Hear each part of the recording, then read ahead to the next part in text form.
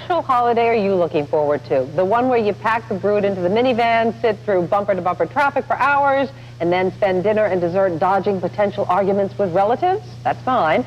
Or the one where dozens of extended family members invade your home to attack the food that you've been preparing for a week? Well, for a lot of us, the holidays are the most stressful time of the year, but family therapist Bonnie Ekerweil is here to make sure that this holiday with the family is a happy one. Thank you, Bonnie, and not a moment too soon. Welcome. I mean, we all have situations that are stressful. Mine is, my husband's Jewish and I'm Catholic, and so we celebrate everything, which means we have a Hanukkah party, we have a Christmas party, now we're having a New Year's party, and he arranges them all, but I have to do them, and it's very stressful. Well, why do you have to do them? Are you saying no? What we say, well, just say no. Absolutely. But you can't say, I don't want to say no. Yes, well, either that or give him cooking lessons.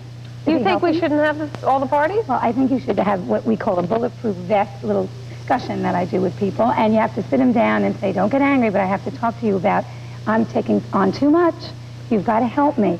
And then if that doesn't work, then you have to go distant, which means you don't show up for the holidays, and he's going to help you eventually. Well, he helps. I mean, he pours the drinks.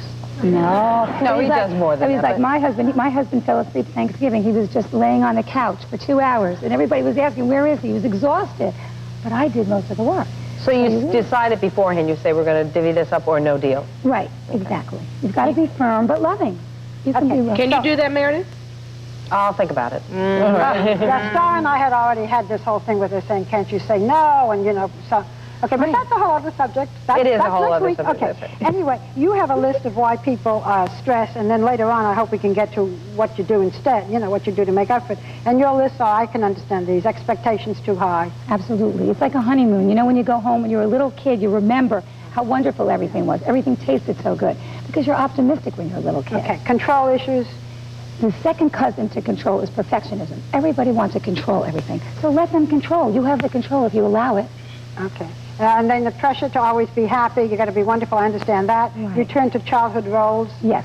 Like if you fought with your brother, you're going to fight with your brother during the holiday. Issue every time. That's your issue? I don't mean to, but every single time I go home for the holidays, we fight over the stupidest things. You and your brothers? Me and my siblings, my brother and my sister, over something silly, like, you know, who ate the last orange or something stupid like that. And then we go back to our own homes and we talk on the phone the next week and we're like, oh, sorry, you know, we act like 5-year-olds again. You know what you have to do? They're 35 years old and we still act like that. Because you're acting like when you were kids, so just predict it and prevent it. What you should do is have like plum pudding exercises and contests and tree trimming. You know, take your sibling rivalry and actually channel it so that you're competing against each other for something that's good rather than fighting over silly things. Okay, and then I'll get to Star's question, because as you're sitting here, I can tell by your... But too much togetherness and also is no good. Yeah, and the fact that you're meeting relatives and people you haven't seen in 5 years, and you got to be huggy kissy. My mother always says, "Oh, Starlet, you know Miss Joan.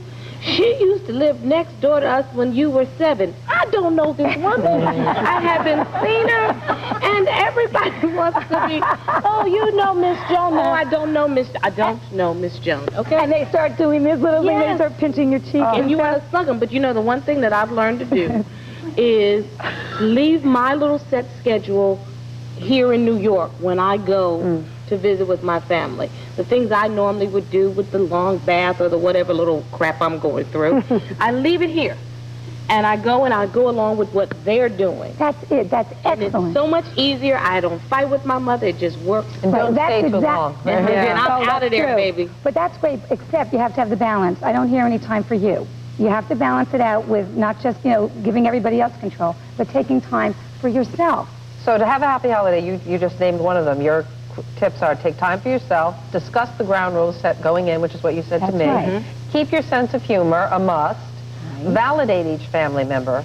That means walking in the other person's shoes. Don't think of yourself. Think of the other person first. When you're speaking, then tell your needs. It works like a charm. It's like politicians do. A lot of work here. And the goal, love and connection. Yes, that's really what it's about. It's about bonding and love and connection. There's a magic in connecting. That's really what the holidays Now, are. you've heard this, Meredith. Are you going to do any of this? I'm going to try. It's very hard. It's very hard. I respect you, Bonnie, but all this stuff, when you're actually in the moment, it's very hard to remember, and I have a feeling we'll have 3 parties. But you can't try. Trying is lying. You have to do it. No, I promise, and you're invited. Thank you, Bonnie.